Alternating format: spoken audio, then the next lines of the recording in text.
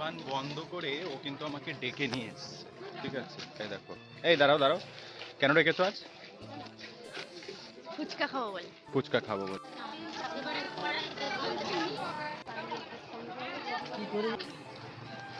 যাই হোক, আমাদের ফুচকা খাওয়া দাওয়া মোটামুটি হয়ে গেছে।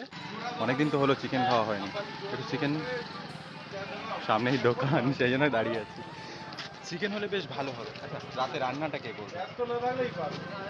আমি না, তুমি। তুমি? আচ্ছা, আজ রাতে একটু চিকেন করার ইচ্ছা আছে। আর আজকে দুপুরের ঘটনাটা বলি। দুপুরে আমি আর মৌ মোটামুটি খাওয়া দাওয়া করছিলাম, তখন একটা ডেলিভারি এসছে। আর ডেলিভারি আসার কারণে আমি কিন্তু খেতেও পারিনি ভালো করে। ঠিক আছে, খুব অসুবিধা হয়েছে। এখনও মনে হয় ঢাকাই আছে না? হ্যাঁ, খেতেও পারিনি। আর রাতে, আচ্ছা চিকেন দিয়ে কী বানাবো বলো?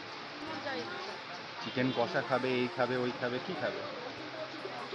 না থাক, তুমি চিলি চিকেন করবে। Chilli chicken? আর চিলি চিকেন বৃষ্টি ভিজা দিনে ফ্রাইড রাইসের সাথে বেশ ভালো লাগে।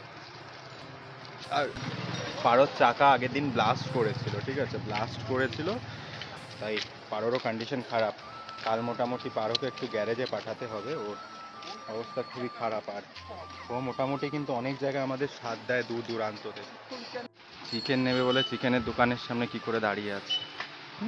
একটা মানে আপডেট দেওয়ার ছিল, সেটা হচ্ছে এবার থেকে দোকানে, মানে যেটা হচ্ছে আমাদের ভ্যানের দোকান, সেটা কিন্তু আমি থাকবো না, কারণ সেটা মা আর একটা ছেলেকে দিয়ে বসাতে হবে। আর আমার যে গলার অবস্থা এখান থেকে এই পর্যন্ত খুব এখনও ব্যথা।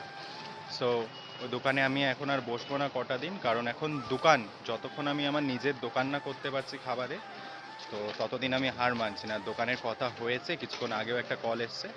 কাল আবারও যাচ্ছি পাকাপোক্ত কথা বলতে, যদি হয়ে যায় দেন ভালো হবে, তাই না? দোকানটা হয়ে গেলে আমাদের অনেক সুবিধা হবে।